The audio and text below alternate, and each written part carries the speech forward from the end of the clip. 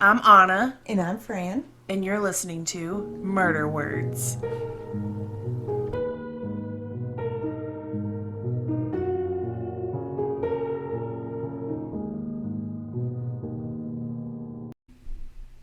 All right, you guys. Here we are with Murder Words. Ooh. I wasn't feeling that, but I we're going to keep know. going anyway. No. So, Fran has an awesome story for us today. We've had a friend telling us about this for every time we see her or she messages us. But I'm going to let Fran get into it because this is the third time we've tried to record this and It hasn't not been very mess it successful. up. Okay. So the story was a request. Originally, it was a request for the murders that happened in Pocahontas County, West Virginia. They were called the Rainbow Murders, and they are two unsolved crimes that happened, I believe, in like the 70s. I think it was like 1976. And the killer was never found. And so I started looking into it. It was proclaimed that a serial killer named Joseph Paul Franklin was actually the person who killed them. And so I started looking into Joseph a little bit, and he has a really crazy story. In the end, he killed, I think, 20 people, and he's suspected of another 18 more. Wow. So are we going over him? We're going over him. Yes. And we're also going to talk about them because they play a significant part in the story as well. Okay. So, Joseph Paul Franklin was born James Clayton Fogg in 1950. He is known as the racist killer. He was an American white supremacist, an assassin, bomber, and homegrown terrorist. Um, what? Yes. An assassin bomber. Mm-hmm. Assassin. He's an assassin. I think of a ninja. Yes. He was a piece of crap ninja. Yes. I'm going to be very heated during this conversation. Listen, you guys, Fran, I don't know this story at all, but right when she got to my house, she was like, I'm mad about this story, and you're going to be mad too. So his crimes occurred from 1977 to 1980, over a 3-year period. He is assumed to have killed almost 40 people. Wow. Individual. Like, they were not mass killings. So that's going to be the end result of this. I just want to get that kind of out of the way. So Is he from West Virginia? no, he's not from West Virginia. Okay. We'll talk about that. We'll get to Okay. that part. He was born in Mobile, Alabama, April 3rd, 1950. His original name was not Joseph Paul Franklin. He ends up changing it in the 70s. Another one that is almost exactly the date again. It is! Every time. Every single time that happens. It's so April weird. 1st. April Fool's Day when we were recording this. That right is now. so weird. Every Okay. time. Okay. So, Joseph was originally born James Clayton Fogg Jr., but he later changes it later down the road in the 1970s. His parents were James Clayton Fogg Sr., and his mother's name was Helen. His father was a World War II veteran and a very known alcoholic. Most of the time it starts out like this. Yes. But we're holding our sadness. You're definitely on your sadness. Okay. There is no sadness. Okay.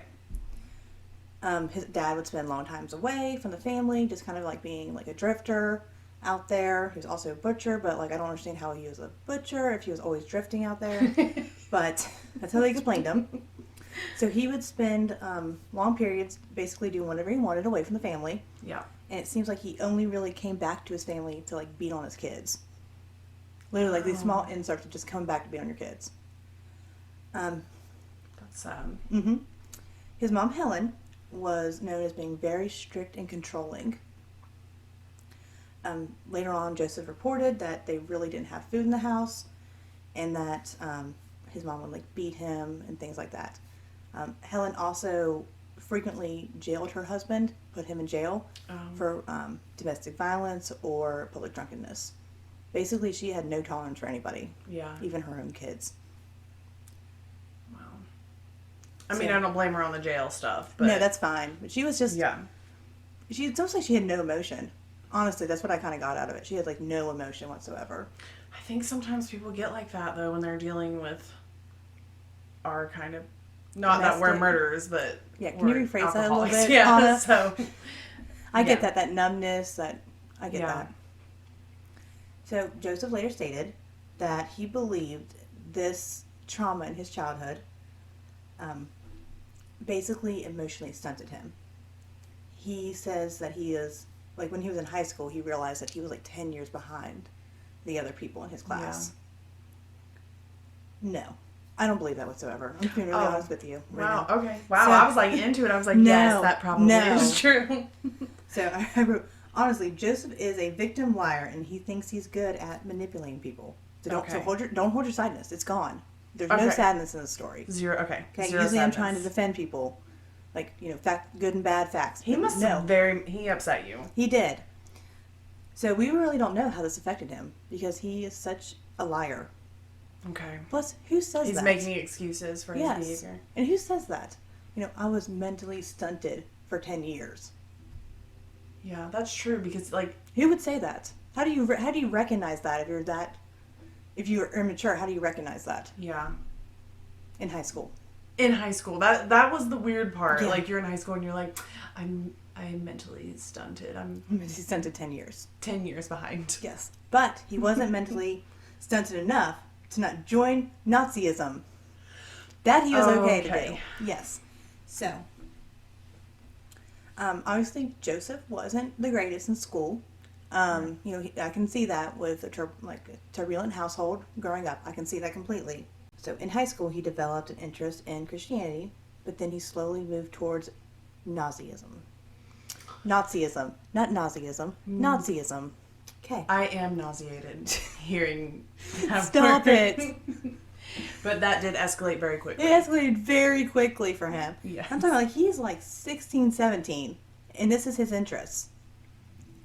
His goal was to join the military when he was done with high school, but he got in an accident that caused damage to one of his eyes. So basically he couldn't join after that because he had this disability now. So he did the next right thing, and he just decided to drop out of high school. Oh. Yes. He was mad. He just dropped out of high school. His decision-making is not there. You will see. These are very drastic, opposites. Yeah, you'll see. He was married a couple times. Immediately he got married after high school.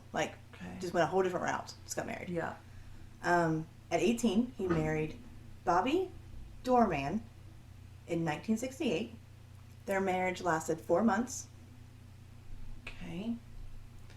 And then he married Anita Carden in 1979. It only lasted a year. He was known to beat them. And his first wife, Bobby, stated that she would come in rooms sometimes and he would just be randomly crying. And it freaked her out really bad. It's so random, right? You just randomly be crying in other rooms. I feel like if I walked in on my husband randomly crying, I would be super concerned. I know. She was not. She was just... I wrote in my notes, so basically, she just walks in the living room and Joseph's crying, brings him some soup, Joseph's still crying, goes put clothes in the laundry, still crying. He's still crying. You guys will see, okay? He's terrible. Yeah. It's weird that she said it freaked her out. Yeah. Instead of being I was worried. I mean, they were only married 4 months. But, I mean, if he was beating me, yeah. Also, no, he was known to batter both of his wives. He was known to what? To beat his wives. Yeah, so I'd probably be just you deserve to cry. Why are you crying right now, after you beat me? That's super weird. You know what I mean? Yeah. So, honestly, in the story, both wives do not really come back into play in the story. I just felt like they put up with him and deserved a shout out. I 100% agree. You know what I mean? They put up with him. They deserve a shout out. Yes. I love that. Yes. So, early in his teen years, he had been exposed to far-right and neo-Nazism. He actually joined the Nationalist Socialist White People Party. I'm going to say it again. National Socialist White People's Party. Better known as the American Nazi Party. Was this just a really popular thing back then in that area? Or how do you I think it was still stuff that trickled down from World War II and things like that, but yeah, I feel like he was more of a fraction group than, this was really a sign of the times. But they also were going through like a lot of the civil rights movements at this time. Yeah. You know what I mean? So they were Do going you through a think lot of they different targeted him to join them because they could tell he was 10 years mentally stunted? That's a serious question. No, I don't. Okay. He very generously joined them. Like he's He like, was about it. Okay. Yeah, he was about it. And the American Nazi Party still exists. I looked it up. That doesn't surprise me. It doesn't surprise me either, but I was really hoping that it didn't. Yeah. You know what I mean? Like, I was really hoping.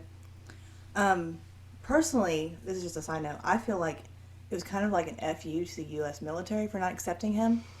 Yeah. So he was like, here, I'll go join this group instead. Yeah, that makes sense too. Mm-hmm. I tried to join the military. Anna. I really did. I swear, so did my sister. We both did. Why? We wanted to. Our grandpa was in the military. Like, we were, that was like the, like, highest, you know what I mean? Like, that's honor or something? Yeah, like, it was like a big deal and like something to be, but we, of course, both have lupus, so they were like, no ma'am, like, it's not happening. Anna, I think it is the highest honor to enroll into the military. That is a very awesome thing to do. That is like the highest standard of employment you can have in this country. Like, yay. Yeah. I'm not sure about you. I don't think they would have taken too kindly to me if I wouldn't have made it. I don't want to say that because I always support you. 100% would not have made it. I will let you say that because I'm going to 100% support you. My sister would have killed it, but me, not so much. Yeah. Anna's also very beautiful, so I don't know how that would like mesh in very well. Like I also became a drug addict. To drugs. Yeah, so drug addict. That probably wouldn't have. They probably wouldn't have been very kind about that part of it. No. So, in 1972, he moved to Atlanta, and there he decides to enlist with the National States Rights Party and the local KKK. Okay. See, he's pushing for it. It's not them. He's really. So Joseph becomes annoyed after a while of being in these groups because all his fellow brothers, or whatever they want to call each other. Personally, I would like to erase that entire family. But they're like, they're like, bye. Sorry. But anyways, he gets annoyed because all these people are like just talking crap all the time. Like, well, I would go do this, this, and this. But they're not really doing it. They're not doing anything. And he gets mad about it. He calls them all out. Like, hey, you want to talk all day, but you want to put any action into this. So, basically, he wants to start a race war. Yeah. Yeah. So, on his own, he starts out, like, somewhat small with his crimes, trying to lead up to this race war. Because he's 100% serious about it. So he starts out by like just yelling at interracial couples walking down the road, just like shouting obscenities anytime he could towards black people or interracial couples basically. Yeah. So he would verbally assault them, and eventually he led to like pepper spraying them too. Oh my god! If you think that's bad, it gets really bad. I'm just kind of like leave them alone. You know what I mean? Like they're not seriously like. I know this is a different time, but just leave them alone. Leave people alone. People are still like that today. I know they are. So in 1976, Joseph wrote a letter to President Jimmy Carter threatening to kill him for his pro-civil rights views. Okay, please tell me he got put in jail for that. No. I feel like someone... He doesn't spend any real time in jail until he's caught for all this. I feel like that's a serious offense, right? Like just... Threatening the president of the United States? You'd think. Like, I think that, like, they had a lot of warning leading up to what was about to happen. Okay. And they didn't do anything about it? Didn't do anything about it. Or, did they know, though, back then about, like... Because this is the time where serial killers were, like, kind of coming out. Mm-hmm. And they were, like, trying to learn about them and stuff. Maybe they couldn't see it coming until they looked... You know what I mean? Like now it's like you catch someone so fast. Yeah, they go on, like, a blog or something, tell exactly what they're going to do. Yeah. And they trace it. Yeah, and, like, DNA and everything. Mm-hmm. So it's, like, most of the time so fast now. Well, more like he's obviously, like, people will start reporting him as, like, someone who just chases down, like, couples in the streets. Yeah. You know what I mean? And then he gets this letter to President Carter. You know what I mean? Like, there's starting to be a pattern here with him. And also, I think he wanted attention. I'm just going to be really honest with you. I think he wanted Yeah. attention through a lot of this. So, also in 1976, so we're going to talk about these years because a whole bunch of stuff happens over 3 years. Okay. So, in 1976, he officially changed his name from James Clayton Vogue to what we know as Joseph Paul Franklin. He did this in honor of Nazi minister of propaganda, Paul Joseph, and I'm not even going to pronounce this right, it starts with a G. I'm just going to call him Goober because he's terrible. Yes. Like Goober face. And Benjamin Franklin. Like the founder, Benjamin Franklin. Because he both believed that they were part of the Nazi Party. Which, of course, the Nazi Party didn't exist with Benjamin Franklin, but he believed he was like terrible and hated black people and all that stuff like that. Okay. But, no, what's really funny is he thought that because Benjamin Franklin was, his name got released on this pamphlet that was very anti-Semitic, and he didn't even write it. It was someone trying to make him look bad. So he named himself after Benjamin Franklin. When it wasn't even real. It wasn't even real. He didn't look into it and see that they had proved it years ago that he didn't write that. He's just in his own little world, isn't he? Yeah, he really is. Joseph believed a race war was the right thing to do after he read Hitler's memoir, Mein Kampf. Yeah. Yeah. He would later blame all of his crimes on this book. And when I say this, when I say later on, I'm talking about an interview he gave in 2013 that I watched. From his own words. Yes. Is he still alive right now? Well, I'm getting to that. Oh, okay. He blamed it all on Mein Kampf after he read it. He says, quote, "I would never become anti-Jewish if I had not read Mein Kampf. That is a fact. And I don't think anybody could argue with that." I feel like I can argue. I feel like he was already doing join the Nazi Party and everything like that, the KKK, before he read And then this he book. was like, here's a guy who would enable me Yes. if he was here. Yes, this makes sense. Yeah. This guy. Everyone looked at him, paid attention to him. This guy. So, he also, at this time, was subscribed. I always do that. Prescribed. I do too. Why is that? Why is our English vocabulary like this? So he subscribed to the newspaper White Power that reported black on white crimes. This is just allowed. It blows. Yeah, that's what I was supposed to say. This is just it blows allowed. my mind that is okay. Like that was a That was a thing. thing, That yeah. no one was like, this is not okay. Hey, we shouldn't What Yeah. are you talking about? Okay. Anyways, I'm gonna stop. So from the name, you can imagine what all was published in it. It Yeah. probably got worse than that. He also, though, so after he talked about all the stuff in his interview about White Power magazine, Mein Kampf, he stated, and he stated these writings were why he committed these murders. There were 40 people. He said, quote, "I've never read a book like Mein Kampf.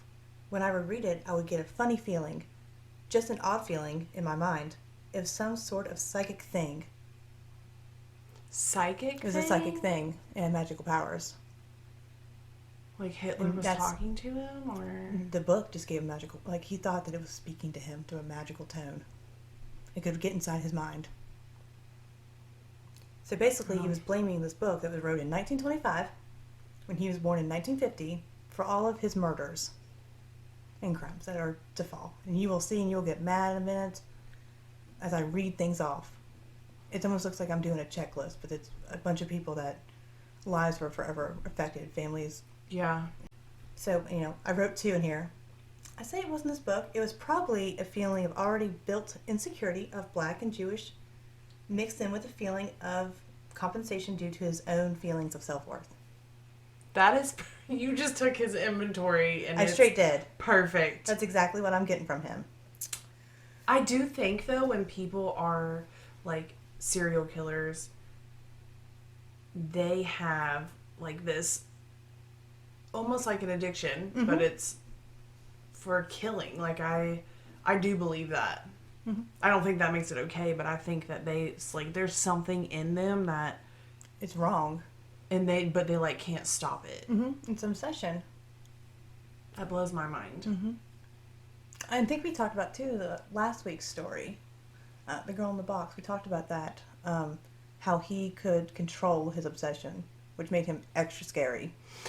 So that's why I'm so excited to do BTK too, not to get off topic, but he just straight up like took a break and raised his family. Yeah. And then the went back patience to it. The patience is what terrifies me. Like that, I couldn't believe that. Mm-hmm. I looked at my dad when I started to like research him. I was like, my dad could be a serial, like he could raise a family and be a normal church dad, and then when they're grown, go back to killing. That could be anyone's dad. It could be anyone's dad. I completely agree. Okay, I got off topic. Okay. You got off topic, but Back you to the story. also send these stories to your sister. So that's what I was more thinking about the entire time. That's going to be an awkward Easter. Listen, my sister thinks we had, I don't know why, she thinks that we had serial killer childhoods. When we had the best childhood, in my mind. Like, it wasn't abusive, it wasn't, but she thinks we did. We are very similar to Jeffrey Dahmer, I will say that. What, Anna? Okay, we'll go over that later. What are you talking about? Okay, alright, keep going. We're talking about Joseph. Joseph, yes. So basically, during this entire time, from 1977 to 1980, when he was eventually caught, basically he was wandering around multiple states, like the South Midwest and the Eastern Coast, like committing all these crimes that I'm going to talk about in a minute. So he really never got caught for anything as he was going along with these. Like, I think he ended up getting jailed like once for like a week over like having a firearm or something, but none of these other times did he ever get arrested. And he would try to like hide his appearance, basically because he was committing all these crimes, so he'd need to like look different everywhere he went. Disguises, used aliases, and he dyed his hair a bunch to the point where it like came close to falling out. Wow. Yeah. And in his 2013 interview, it looks like it's still affecting him. Stop. I can't stand this guy. I'm always like, hold your sadness. I am not today. Like, this guy. So to support himself, he would commit like robberies. Like, he committed so many bank robberies. Like, I was like looking through the list, and there was like at least 15, 16 bank robberies he just committed during this time. How is he getting away with it? He is just lucky, I think. I don't know. He probably thought it was some divine because power. There was no like technology to probably. He was doing it in different areas. All of his crimes are in different states. So yeah, he was getting away. And I don't think he did it on purpose. I think he just did this, and he probably thought there was some kind of divine power of Hitler coming through him. Like, yeah, I am invincible. He probably thought he was Hitler reincarnated. Ooh, bet. Yes. Bet. And he would also go to like blood banks and donate blood and plasma and things like that to earn like extra income. Yeah. But he claimed he did this because he wanted to get his white blood around. But it was, dude, it was justified poorness. You know what I mean? Like, he was just like poor and robbing banks. Yeah. So he claimed himself he was on a personal mission to cause war, and he wanted to start taking this real action against it. So he did this on his own. No one was like, hey, go do this, buddy. He thought of this on his own. So, as I said, all kinds of bank robberies are happening for a little bit. But on July 25th, 1977, he was in Rockyville, Maryland, and detonated a bomb outside of the home of Moore's enemy. A bomb? A bomb. He goes straight to bombs. Morris was the executive director of the American Israel Public Affairs Committee. He put the bomb outside his home. Luckily, the family did survive and escaped before the bomb went off. But their dog didn't. Stop. I know. I put life in jail, period. Immediately. Like, immediately life in jail. Like, what are you doing? So, 4 days later, no, it gets worse, Anna. 4 days later. How did he just get did he make this himself? Like, he just was like, made this you bomb. know what, I'm going to start bombing. Yeah. 4 days later, in Chattanooga, Tennessee. Stop. I can't. Chattanooga. Isn't that a song? I don't know. It is a country song. You don't know, but I do. Listen. I listen never. to that. I listen to it a lot. Okay. So, In Chattanooga, Tennessee, he firebombed and destroyed a synagogue. Like, he threw, like, fire bombs at them. I don't even know what that would look like. I just imagine, like, a bunch of Molotov cocktails, like, just being thrown into a building. I imagine Call of Duty. Yes. Sure. 1970s, sure. Luckily, everyone survived and no injuries were reported. Apparently, the church was empty that day due to not enough people showing up for service. So, on August 7th of that year, that was, July, the bombing happened. 4 days later, he firebombed another building. And so, like, none of the people that he was getting angry with, like, just do something, stop talking about it, were joining him. It was just him by himself. It was just him. The entire time, it's just him. So, and then now this is August 7th, so just a few weeks later, he read an article in the paper about Judge Archie Simpson. He was in Wisconsin. He heard that this judge was lenient on 2 black men that were accused of raping a white woman. He didn't feel like the punishment was harsh enough that he sent down for them. He said the article made him so mad that he went straight to Wisconsin that day. On the way there, he gave 2 girls a ride and became enraged when there was like this black man driving too slow in front of him. And he just pictured these girls like hitchhikers, basically.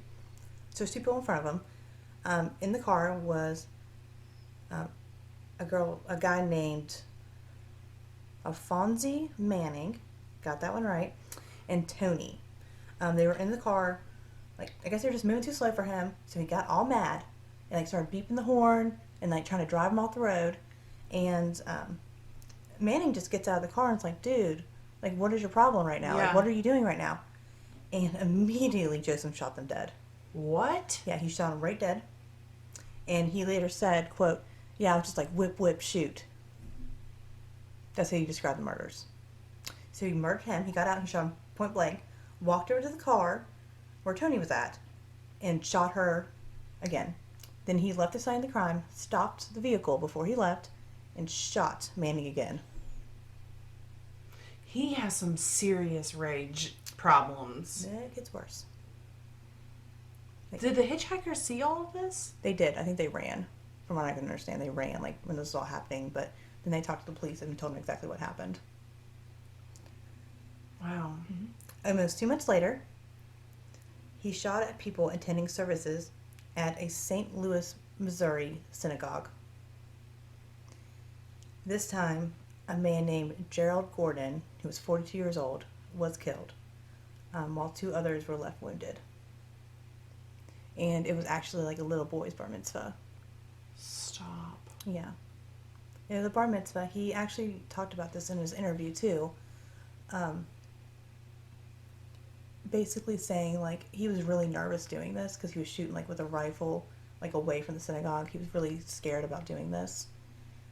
So he started shooting, and he talked about how, like, he wasn't a good shot because he just started doing this, so he wasn't a good shot, but then he, in the same breath, almost bragged about how he's better 3 years later.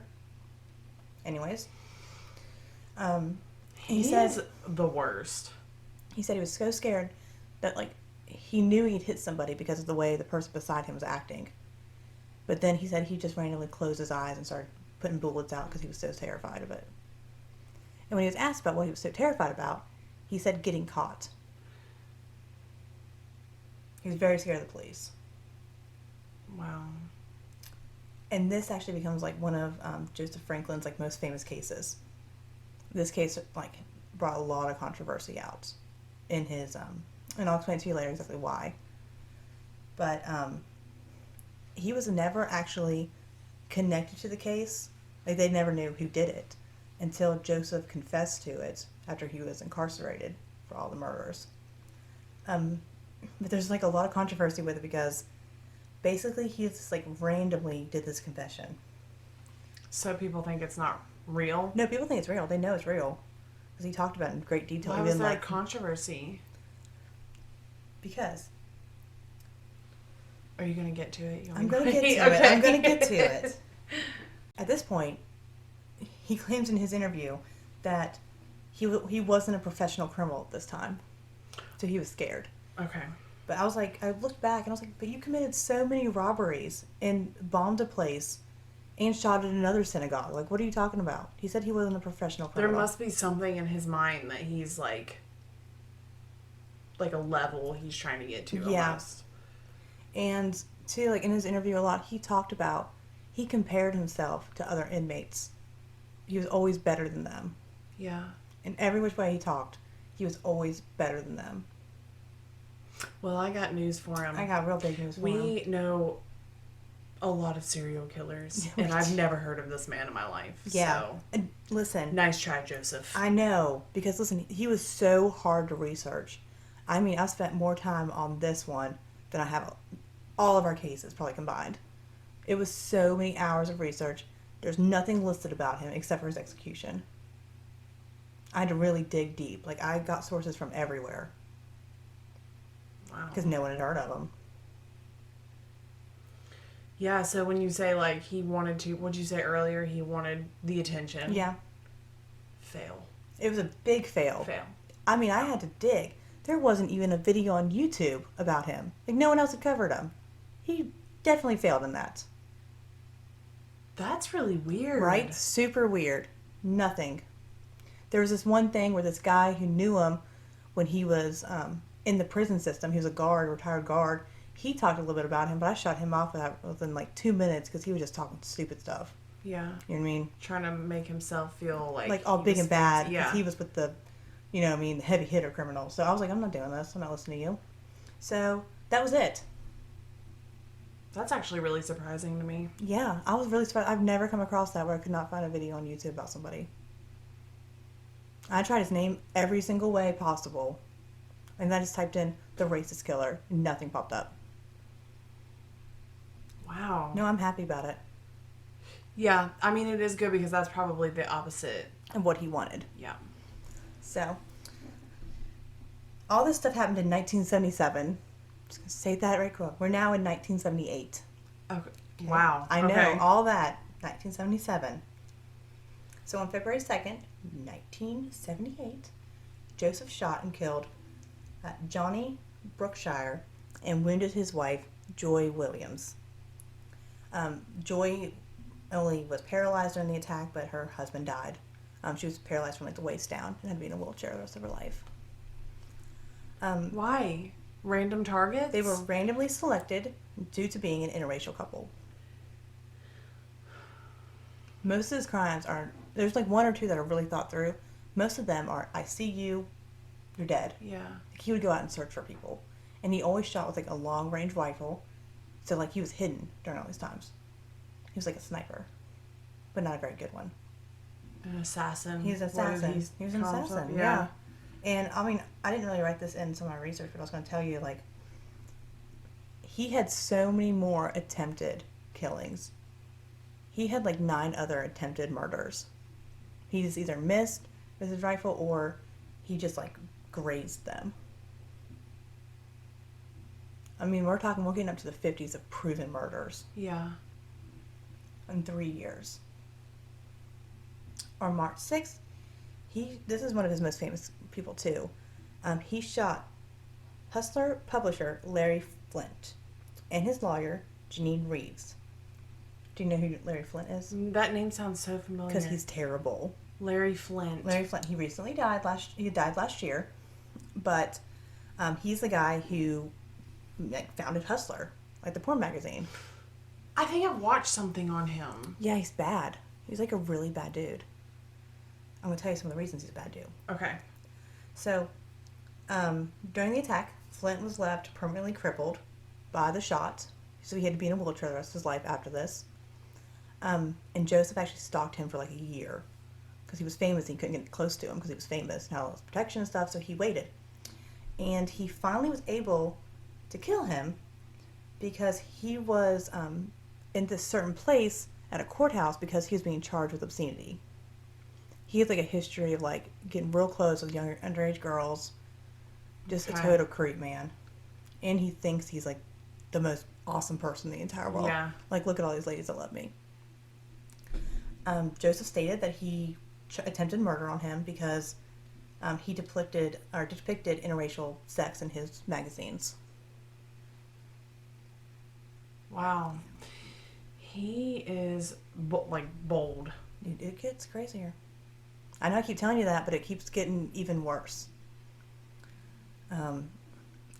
This Flint guy is just terrible. He has money, so he thinks he runs things. Like, he even gets, like, really into politics.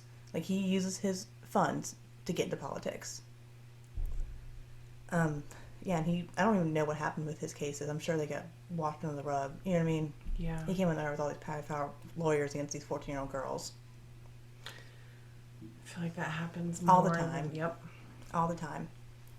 On March 25th, we're only 3 months into the year at this point, he killed a black university student named Johnny Knowles, who was in school to be a doctor. Long range shot him. Dude. Like, he would, like, go out and sit on places and wait for someone to come by that matched his criteria. If they're interracial, if they're black. He would just wait for them. And just sit there and shoot. That's so crazy. Yeah. So, we jumped to July 29th. He took a month break. I don't know what happened. We're again in Chattanooga. He shot and killed William Bryant Tatum, who was a black man. And he also injured his white girlfriend, Nancy Hilton.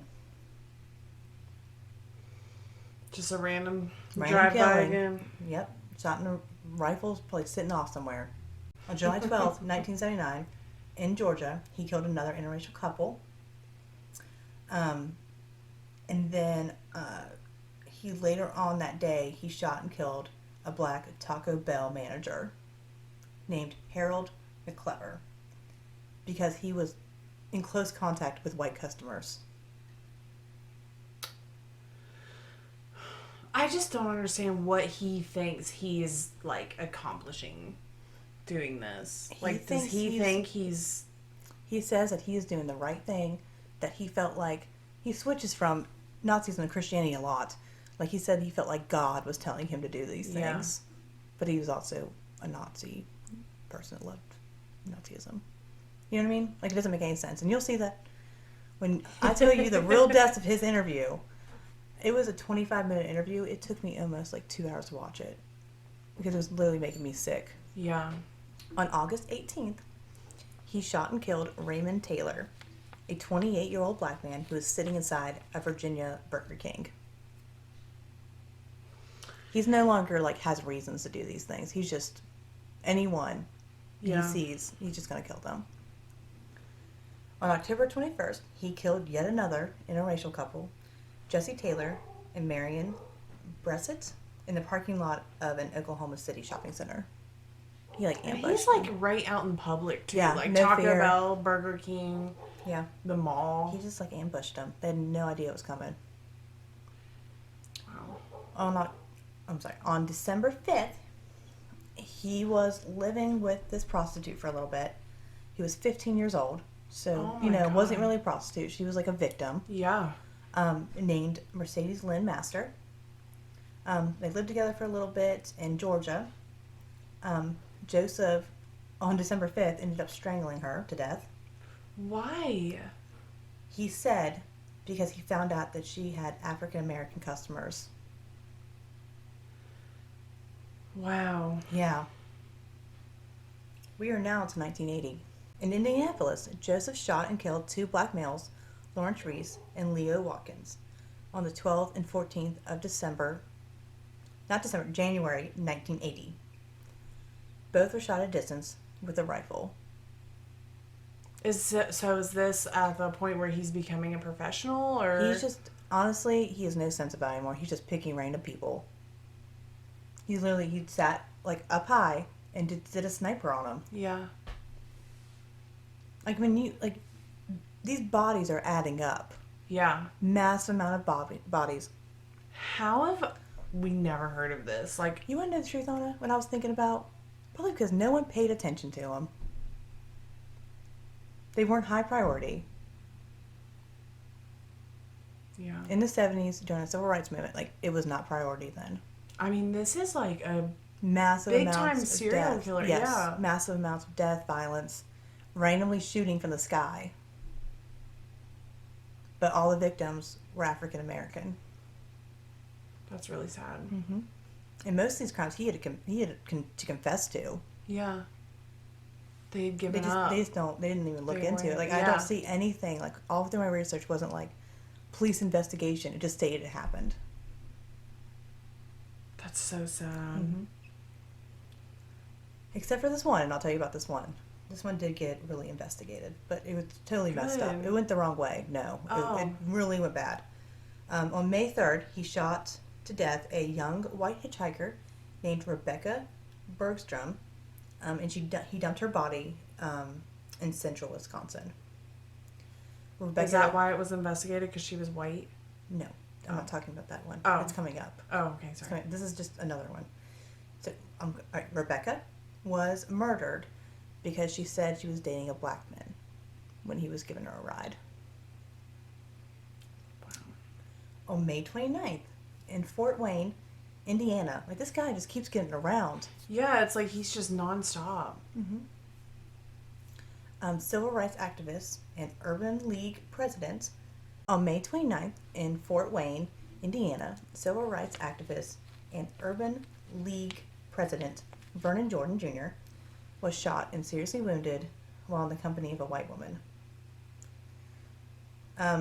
This is another case where they didn't have any proof at all. Yeah. Like, they had no just suspects. Came out of nowhere. Yeah, they had no suspects. And Joseph actually confessed to it like years later, or they would have never known who did it.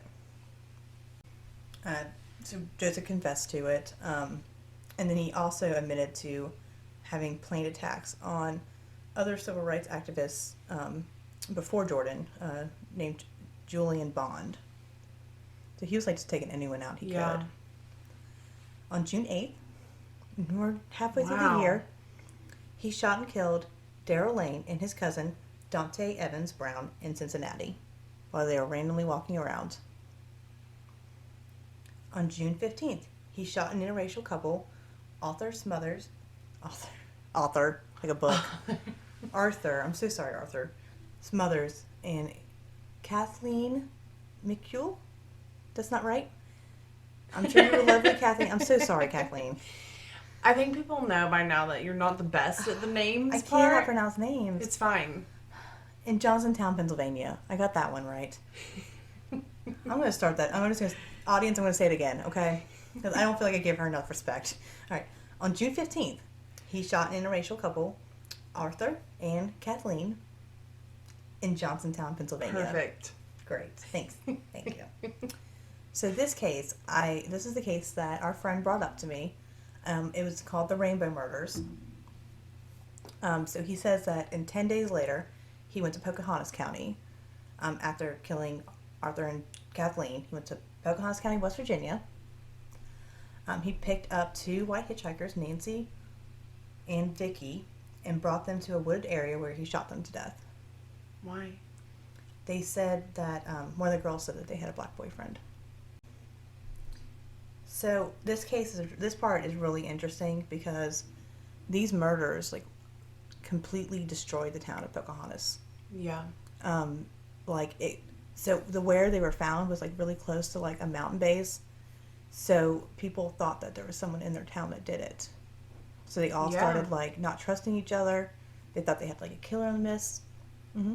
And it gets worse. So they also had this really if you've ever been to Pocahontas County, it's a very wooded backyard area. I've never been there, but I've heard about it. Yeah. And I know people from there. You do know people from there. I do. Thank you for that input. Hi, Joe. Hi, Joe. That one person we know from there. And it counts. So, in this town, so they just had this really close community with each other, and then this happened, and it just separated everything. They didn't feel safe anymore. Something was going to happen. I can see that. Yeah, I can definitely see that. So the real terrible part about this is that the police, knew that people wanted this crime solved. So what they did is they rounded up these 6 people, arrested 6 people at once for these crimes. I don't think they even had a lot of evidence. And basically, they convinced them to tattle on each other, saying, so-and-so did this, so-and-so did that. until they had their one person that they could say did it. This man spent about, he was tried with very circumstantial evidence, and he was found guilty. And he went to prison for a few years and appealed it finally. And they found, like, no, stupid, he shouldn't be in here. Like, he didn't do this. And they were dubbed the Rainbow Murders because the two women were traveling across the country for this, like, yearly hippie festival called the Rainbows. And it was something that they did every single year. And this time it was actually, like, in the Morgantown, West Virginia area. So they were trying to get to there.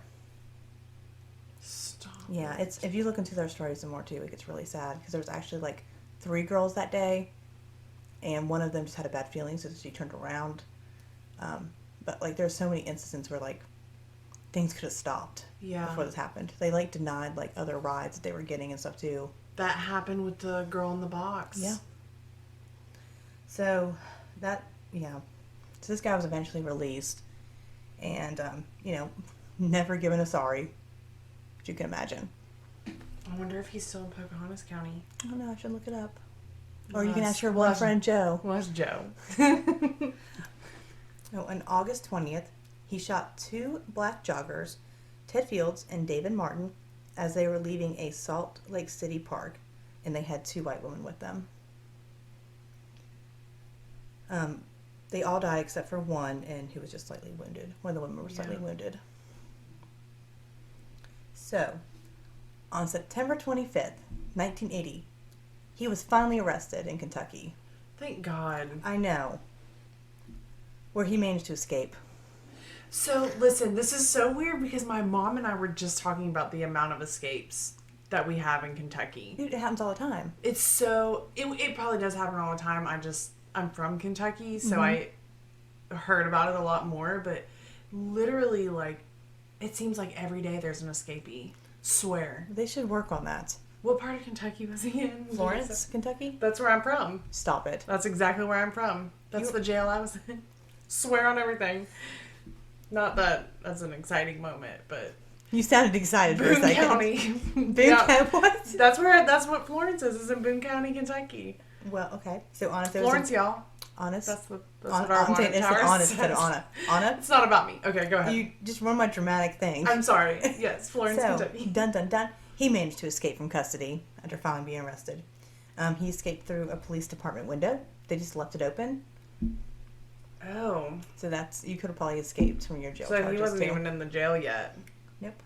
He was eventually recaptured almost a month later in Florida. And he got caught because of his bank donations. Because they were like, hey, this guy needs money. So I bet you he's going to these, like, local banks where you can sell your blood. Because he hasn't committed any more robberies. Okay. And so they got in that little database, and you got to show some ID of, like, who you are. Yeah. You know what I mean? And he probably registered under his own name, like, a long time ago. And right there he was. He popped right up. So they saw he had just given a donation, so they ran right over there to him. I feel like these serial killers and, like, everyone we cover, they get caught in just, like, the most... It's like they get lazy. Yeah, they get lazy. Yeah. So, yeah, they just popped over to where he was registered at for his last donation. And they got him. Wow. They finally got him. Thank God. Right? So, in 1981, he was extracted back to Salt Lake City. He was convicted of both state and federal offenses related to the murders of Fields and Martin, the 2 men that were joggers. Okay. Is that all they had him on at that time? No. Oh, they were starting to put it together. They were putting it together. Okay. He began to serve multiple life sentences in the United States Penitentiary of Marion, Illinois. Basically, he was, like, repeatedly stabbed by groups of African American inmates in there. And it gets kind of confusing towards the end. There's a reason he did that.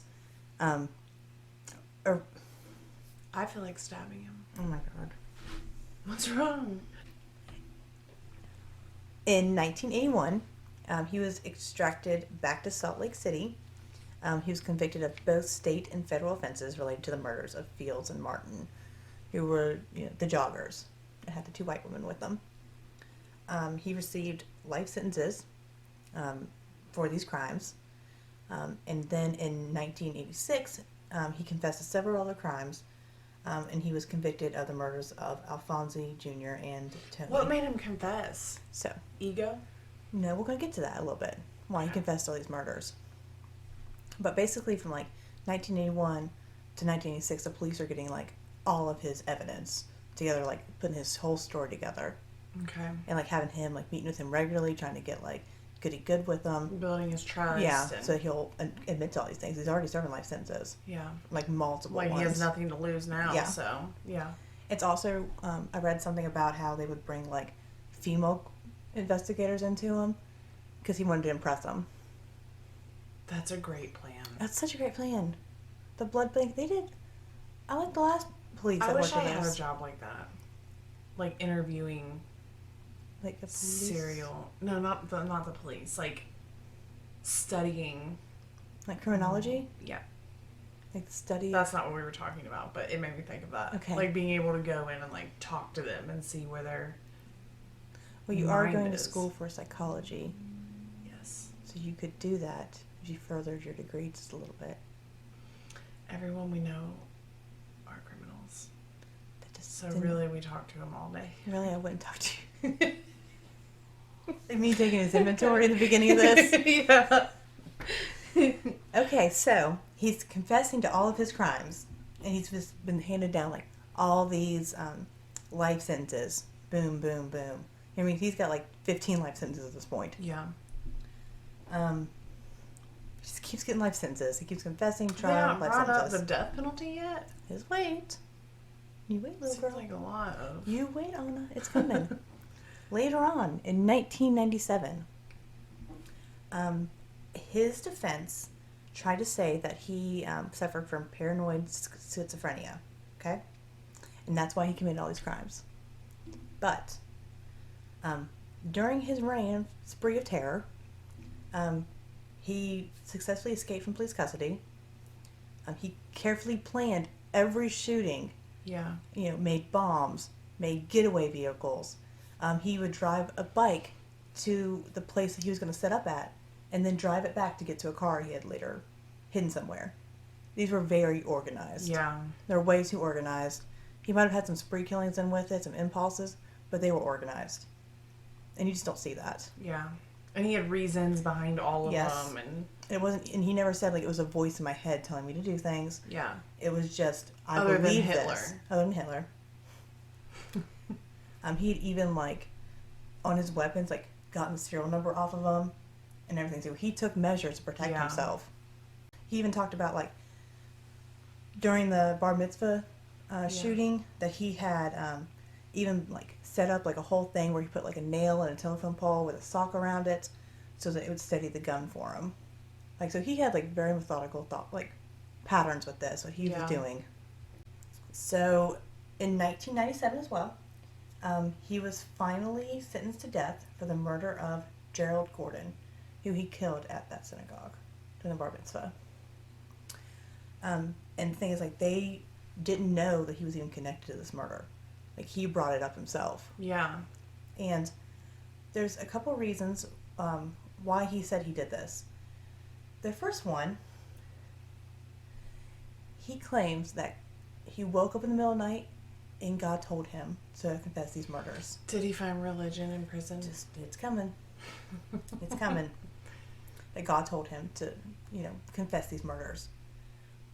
But almost in the same breath, he says, also the guards were trying to kill me because I had assaulted one of them. So it was either I took this confession, got the death penalty, or the, you know, federal guards murdered me. And then he goes on a rant to how many people they murder a year. I'm gonna have to watch this. You can't watch it. It doesn't exist. The interview? Oh, the interview, yeah. Is that where he was Oh, talking sorry, about that? Yeah, it's in 2013 interview. I'll add it in there and when we post about Like this. the link? That's Yeah. pretty... It's really interesting. And then, but the real rumor was that actually happened and he confessed was because he was being like jumped by incarcerated inmates that were like stabbing him. Like people were like stabbing him for being a racist. Yeah, but why would that make him confess? Because he wanted out of there and put on death row. Oh. Mm-hmm. They knew that, you know, these inmates were going to kill him. They should have. I know, but I don't support the death penalty. You know what I mean? I want to say that, but I also don't support the death penalty, so I can't support these random people murdering him either. Yeah. Kinda. Anyways, we're not going to get it, though. I'm trying not to get We're political. not going to get it. Okay. I've tried I am so proud of myself for not getting very political. You've done this. really well. I have. You Ooh. really have. But I'll say it. Okay. He should have been killed. That's my opinion. Okay. We're just going to leave it at that. And I'm not going to get into it because I will hype up so quick on you. So, he was on death row for 16 years. And I'm going to talk to you about some of the highlights and what led to his execution. Okay? Okay. Because this stuff is really interesting. This was why it took me so long to watch this interview. I have a question about death row. Go ahead. Why does it take so long? I don't have the answer to that. But I'm kind of glad it takes forever because some people have been freed while waiting death row. I can see that, yeah. But some people, I'm like...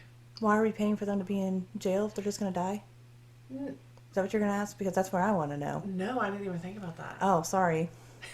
No, I don't know. If you get the death penalty, why is it 20 years later until something happens? Is it to give them time to appeal? I think it is. Give them time to appeal. Make sure that they've used the full extent of the law to clear themselves. Or not clear themselves. Okay. I makes guess. sense. It does make sense. I just feel like None of these people got to wait, though. Just throwing that out. Okay, I'm getting political. You did this to me. Okay. I see that side, too. I see that. I see all the sides of it. It's hard to... Yeah. That's why we don't have to make these decisions. But I kind of want to complain about them some more, but I'm going to not. So, as I was saying, Anna... Sorry. He was on death row for 16 years. And in 2013, he was looking towards being executed on November 13th of that year. So he started another appeal process at that time, basically begging the states to overturn his death penalty. Some of them did, some of the lower courts did, but then the Supreme Court was like, no, we're definitely going to keep this execution order done. So he's definitely going to die. Yeah. So weirdly, because it's called requesting a stay. So Fox News are the ones who came in and did this interview. And it was super disturbing. And basically he's trying to appeal to the public why his stay should be granted and why he should not be executed. And some of the comments he makes, they just make my skin curl. Because you can tell he has not changed one bit. But he thinks he's so smart that he can out trick everyone else. Yeah. You can tell this entire time he's so full of BS. And I actually wrote in my notes, warning, you will be infuriated by the end of this interview. I'm gonna have to watch it. It's weird because usually I feel like people, they're sitting there so they learn what people want to hear. Yeah. And how to do it. He talks a lot about how he's the real 95% of inmates in there aren't really Christians. They just play being Christians, but he doesn't. He's a true Christian. We're gonna get into it. All right. Wow, what a hero. I know. So Fox News, they asked him a series of questions, which all ended up rounding back to why he should not be executed. Yeah, they asked, what would you say to some of the victims of your crimes? So especially the Gordon crime when he killed the man at the synagogue, because that's what he's ultimately on death row for. During the interview, he states, he wishes he could make amends to the victims. If I get a chance at my stay, maybe I can. Oh, wow. Mm-hmm. He had been on death row for 16 years. He just never found the time. He claims that once he wanted to, but people told him not to. Because they would think that, he would think that he was stalking them or something. But he never did. That is stupid. It's stupid. It gets worse, honey. I'm sorry. I even honeyed you. It's getting worse. Yeah. So he was also asked if he was guilty of an additional 18 murders, which he was connected to but had never been convicted of. He said, quote, well, I don't really want to get into the many numbers right now and focus on this case, if that's all right with you. His ego. Dude, it's so bad. He then goes on to say, to speak again about the death penalty in the United States. He says, "How sad it is to have the death penalty in this society.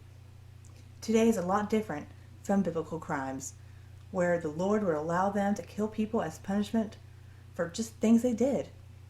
He then goes on to compare adultery with what he did. So it's okay when he gives the death sentence to people, but Yes. not when he's held accountable For his actions. for his actions. He basically says, we're not in biblical law anymore. Or everyone would be dead, because they've all committed a crime. He further goes on to discuss how the death penalty isn't fair because of guilt money. What's that mean? He explains in his mind what guilt money is. He claimed that if he had a dream team like O.J. Simpson had for his case, he would not be on death row right now. He would be on the streets. He really still does not think what he did was wrong. That's exactly it. He still does not. And he would do it 100% if he ever, if he got back out. Yes. He would do it a different way, but he would absolutely murder people again. People he felt were inferior to her. He thinks he's better. God. He does. And that he can pick and choose who can be here. Although I think that he's very insecure. I'm just going to say that again. I think he is like a tiny, tiny man inside. Okay. Yeah. So the interviewer asks him again if he thought he deserved to walk the streets. If he thought he should be free. He states, "It was a terrible thing that I did. But if he could be on the streets, he could make up some of the things he did. It would be a good chance for everyone and me." Oh, everyone.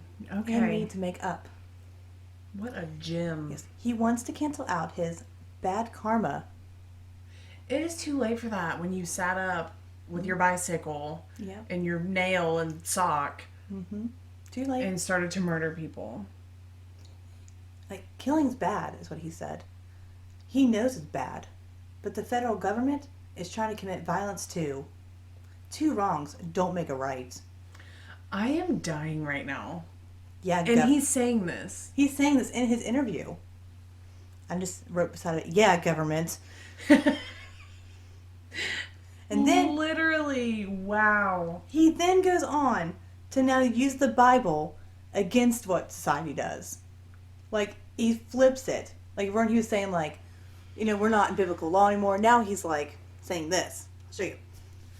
The Bible teaches us that when a person repents,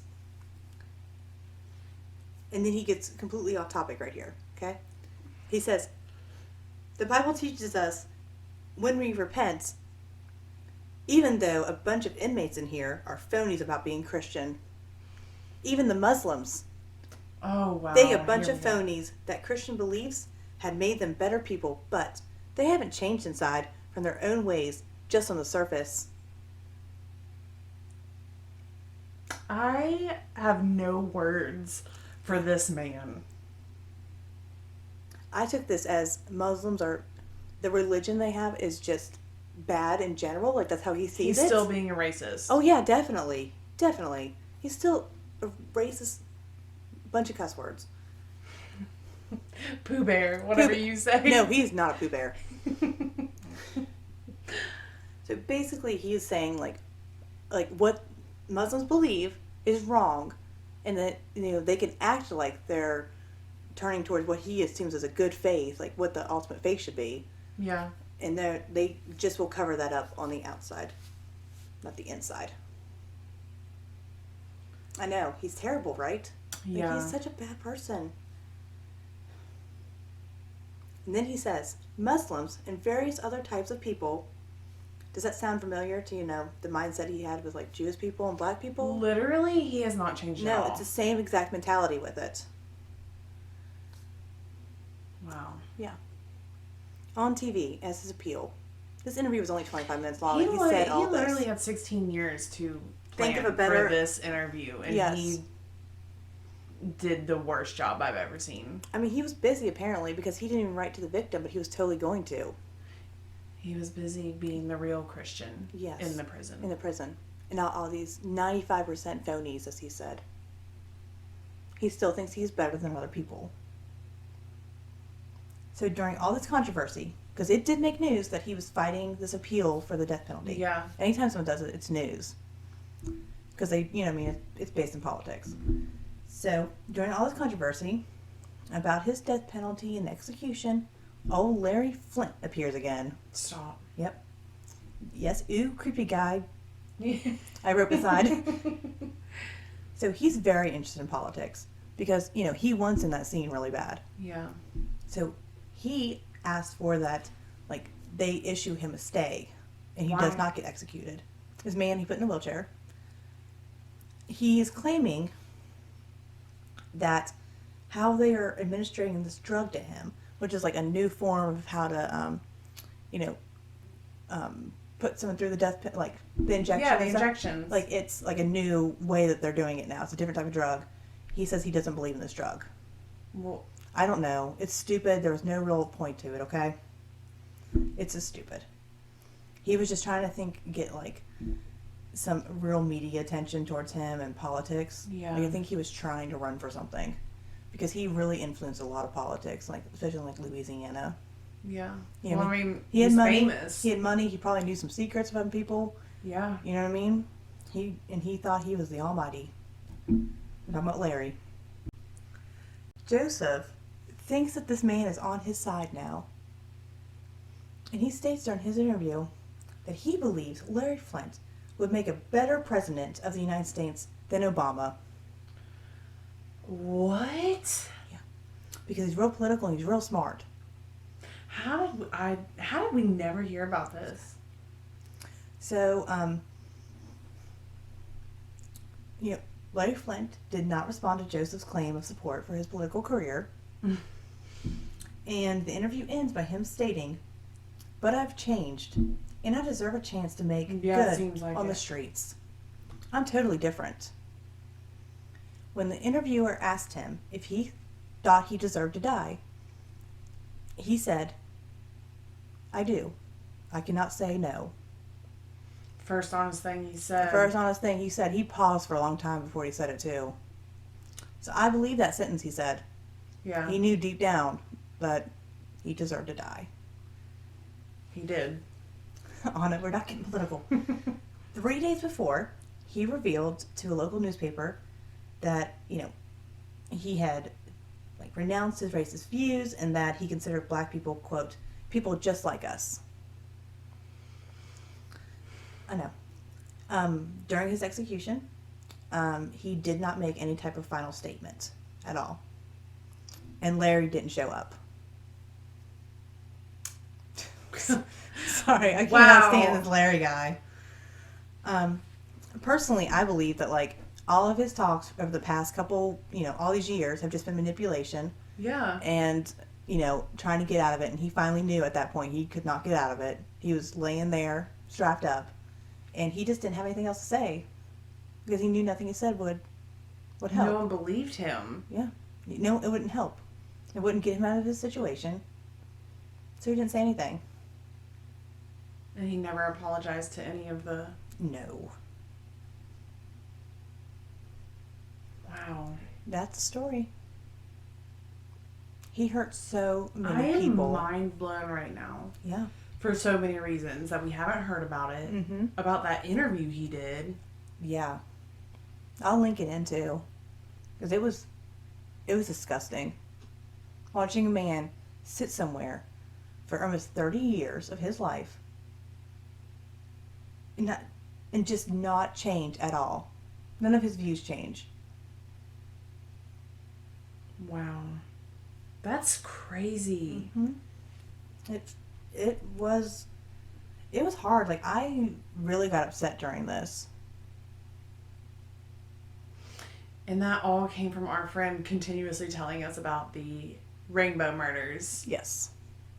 I think she knows someone that was Connected? somehow, yeah. We'll talk about it later.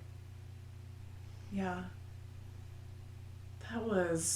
You did really well on that. That research was in depth, especially for not being able to find that much on him. Yeah, it took a long time to talk about him. Well, if you guys know of any more information on him, if you have any stories, because I know this is close to home for everyone since he clearly Killed all over the killed. country. Yeah, so just let us know. Send us some stories that we might make an episode out of it one day. Like stories people send us, that'd be fun. Oh, that would be fun. And then we're still working on the website. That'll be out soon. Mm-hmm. You can, of course, download us on Apple Podcasts, Stitcher, all the places you can find podcasts, and like us on Facebook and Instagram. So, Anna, all the stuff. We need to hype up a little bit because I know this story was super depressing, but like hyped a little bit. You sound like you are reading like a cereal box right now. I'm sad. I know, I am too. I like us on Facebook. It's hard for me to get hyped after we read those stories. Like, I don't know. This one's so The one bad. we did last week, I feel like the whole time I was just like depressed, and like at the end I was like, go like us on Facebook, like almost in tears because it brings you down. You know what I mean? This one emotionally affected me a lot. It should, like, you know what I mean? Most of them don't. I can talk about the gore, like this. Yeah. This just really bothered me. But, like us on Facebook. Like us on Facebook. Download at all the download places. And hi to our friend in Belgium. Hi again. Oh, in Australia, hi. We have Australia now too. I'm so excited. Okay, glad you guys could join in on that excitement with us. And that's do it. you have something else? No. Okay. All right, we will see you next week. Have a great day.